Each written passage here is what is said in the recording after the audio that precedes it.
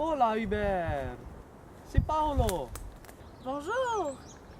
Il y a longtemps que j'ai pas eu de tes nouvelles. Oui, justement, je pars pour la France dans 2 semaines. Ouais, et je me demandais si tu voudrais retourner dans la forêt superbe que tu m'as montrée la dernière fois que je suis venu te voir. Oui, j'avais vraiment apprécié parler avec toi. Excellente idée! Je t'attends avec impatience. À bientôt! Puis, as-tu fait de nouvelles découvertes depuis que nous nous sommes vus?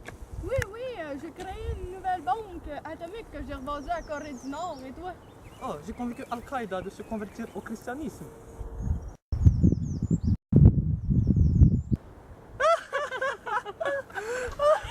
Non, mais quel farceur! Non, mais sérieusement, depuis quelques temps, je me questionne plus sur le sens de ma vie. Je accorde moins de temps à mes recherches scientifiques, même si ça me passionne tout le temps. Je me demande si j'ai vécu ma vie de la bonne façon, puis comment il faudrait que je la vive. Tu sais, maintenant que je vieillis, je me pose la question, si je mourrais demain, est-ce que j'aurais des regrets? Est-ce que les gens vont se rappeler de ce que j'ai fait dans ma vie? Ou ça va être oublié super vite par mes confrères? Puis, en gros, est-ce que j'ai vécu ma vie comme il faut? C'est qu'il s'agit d'une question très complexe et pour le moins perturbante, car j'imagine que les réponses varient. Je sais, c'est pourquoi je passe dorénavant beaucoup de temps dans cette forêt. Je passe le temps en compagnie des arbres. J'aime aller à leur rencontre, pénétrer dans leur univers. Leur présence intense et discrète accompagne mes réflexions ou ma rêverie. Parmi eux, j'ai le sentiment confus d'une participation commune à ce puissant courant que la vie manifeste par la succession de milliards de générations d'êtres vivants sur notre planète. Dans un coin perdu de la Voie lactée, j'arrive à les voir grandir et un sentiment d'attachement se crée alors entre eux et moi. J'ai l'impression d'avoir trouvé comment vivre et qu'avec ce sentiment, je pourrais accomplir tout ce que je veux. Oui, je comprends tout à fait ce que tu veux dire. Je m'acharne à essayer de faire comprendre ce principe à la population, entre autres de par mes livres. Nous devons vivre en harmonie avec l'environnement qui nous entoure. Une fois en parfaite symbiose, il nous devient possible de communiquer grâce au langage du monde qui se révèle par des signes et des coïncidences avec notre environnement, tel qu'il soit, et d'en faire notre allié pour atteindre nos buts. Oh oui, je me rappelle d'avoir lu à propos de ces buts particuliers dans l'un de tes romans. Oui, j'appelle cela la légende personnelle. Il s'agit en fait de ce que nous avons toujours voulu faire. Nous le savons depuis que nous sommes enfants, et pourtant nous n'écoutons plus notre cœur. Même parfois, nous choisissons d'ignorer cette envie, par peur de ne pas réussir. Toutefois, la vie nous donne la possibilité d'accomplir notre, appelons-le, destin idéal. À plusieurs reprises, il nous suffit seulement d'être capable de retrouver nos envies profondes, de profiter et d'aider la chose lorsqu'elle est de notre côté et de faire confiance à l'univers, car il conspire pour te permettre d'obtenir ce que tu désires. Après tout est une seule et unique chose dirigée par la même.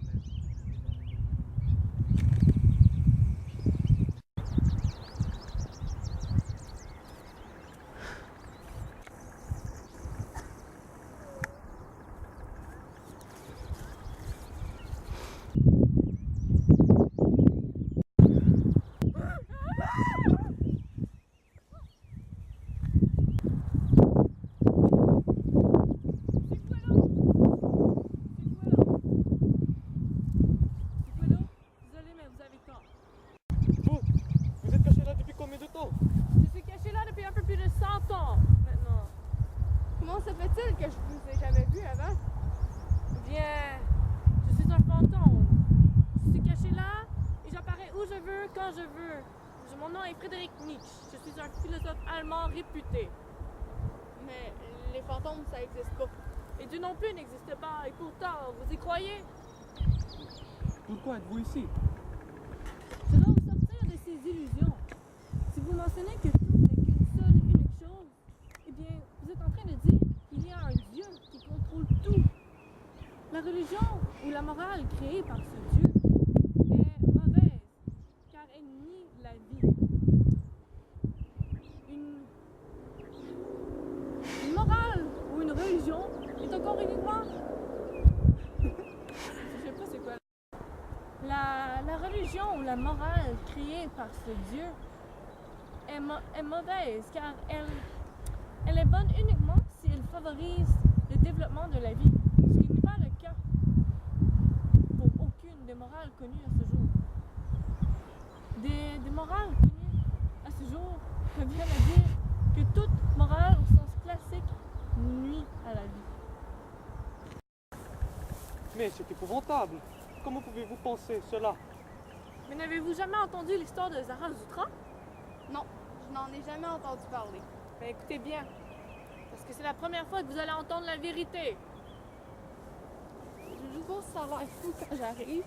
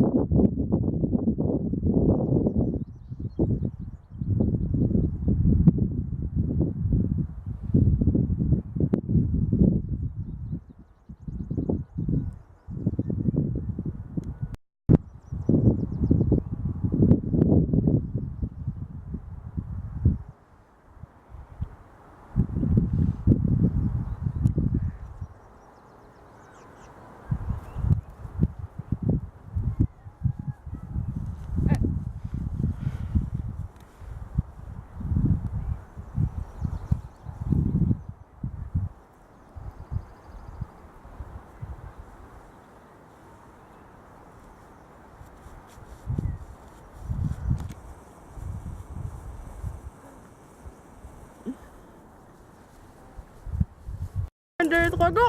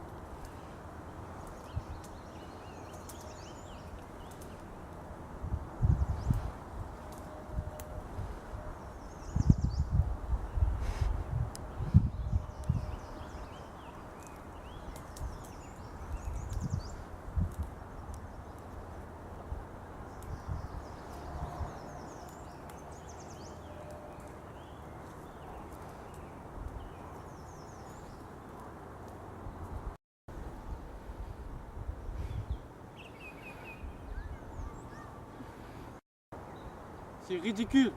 Votre histoire n'a aucun sens. Tu crois que ta religion en a plus? Tu décides de croire en une morale de faible et tu ne t'en révoltes même pas.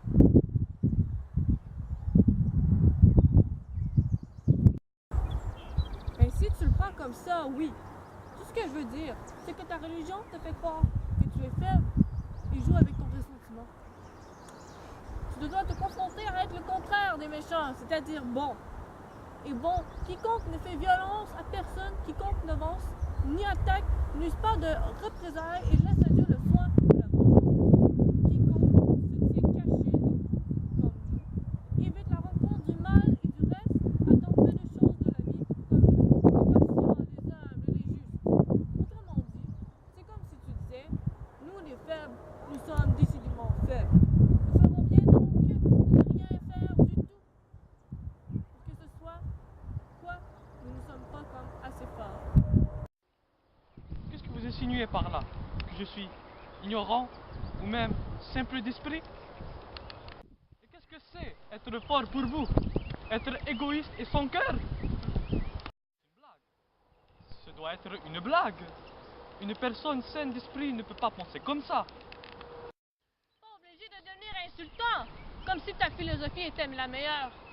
Arrête de te mentir. Les valeurs que tu prônes, la pitié, l'altruisme, toutes les valeurs humanitaires sont en fait des valeurs par lesquelles on se nie soi-même pour se donner l'apparence de la bonté morale et se persuader de sa supériorité. Mais sous ces valeurs illusoires fermente une haine impuissante qui se cherche un moyen de vengeance et de domination. Eh bien moi, au moins, je crois en quelque chose. Je suis capable de voir la bonté dans le monde. Et cette bonté me pousse à être meilleur et à accomplir ma légende personnelle. Ou simplement les buts que je me suis fixés. Dans la vie, il faut au moins croire en quelque chose, quoi que ce soit. Mais nous devons avoir des croyances. Vous dites n'importe quoi. Tous les signes que la vie nous fait, toutes les ambitions et tous les rêves que nous avons dès notre enfance n'ont aucune intention mesquine ou hypocrite et ne sont sûrement une preuve de ressentiment non plus. C'est faux! Hey! Pas besoin de vous fâcher, mais vous avez tous les deux tort. Vous n'avez aucune preuve de ce que vous avancez, tandis que moi, je fonde mes raisonnements sur des études poussées. Tu crois peut-être avoir la vérité absolue? Oui, il n'y a rien qui te permet de penser cela. Juste pour ne pas que cela porte à conclusion, je ne suis pas d'accord avec lui. Je ne prétends pas avoir la vérité absolue. Tout ce que je dis, c'est que vous n'avez aucune preuve de l'existence ou de la non-existence de Dieu. Moi, par contre, j'ai des preuves de la création de l'univers et de ce que les hommes lui font subir. Je peux donc affirmer comment il faut vivre pour préserver notre planète et ainsi vivre plus longtemps. Alors, explique-toi. Donne-nous les preuves dont tu parles. Le monde dans lequel nous vivons est en changement. Nous pouvons le constater par les choses de plus en plus difficiles que nous sommes capables de faire. L'évolution de notre planète est aussi marquée par les étoiles qui, comme on le sait, naissent et meurent. Et si ces étoiles ne changeaient pas, alors le ciel serait extrêmement lumineux et presque aveuglant. Cela n'est qu'une métaphore pour démontrer que, comme les étoiles, l'humain doit faire face à des changements et évoluer s'il veut avancer autant au niveau technologique que psychologique. D'accord, mais qu'est-ce que ça a comme effet sur notre planète? Eh bien, nous avons pu le constater sur le plan psychologique avec notre conscience écologique depuis maintenant plusieurs siècles. Nous savons qu'il faut faire attention aux ressources fournies par la planète, d'une part pour la préserver et d'une autre part pour nous préserver.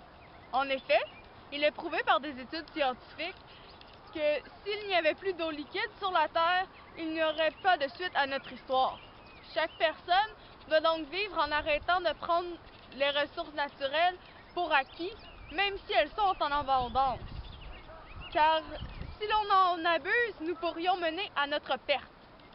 Personnellement, je prône le végétarisme, parce que je tiens à respecter tout type de vie.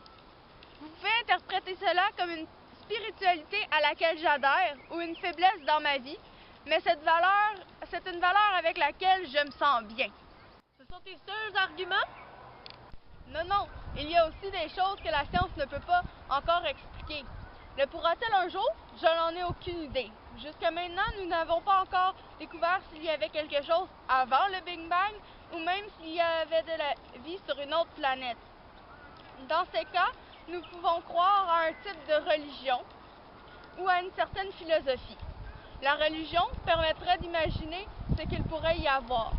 La philosophie, quant à elle, nous permet de voir le vrai, le bon et le beau, autant dans la création que dans tout ce que nous ne connaissons pas de notre belle planète.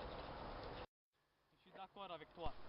Il faut croire à ce que l'on veut, tant que ça nous permet de réaliser notre but. Moi aussi, je suis d'accord.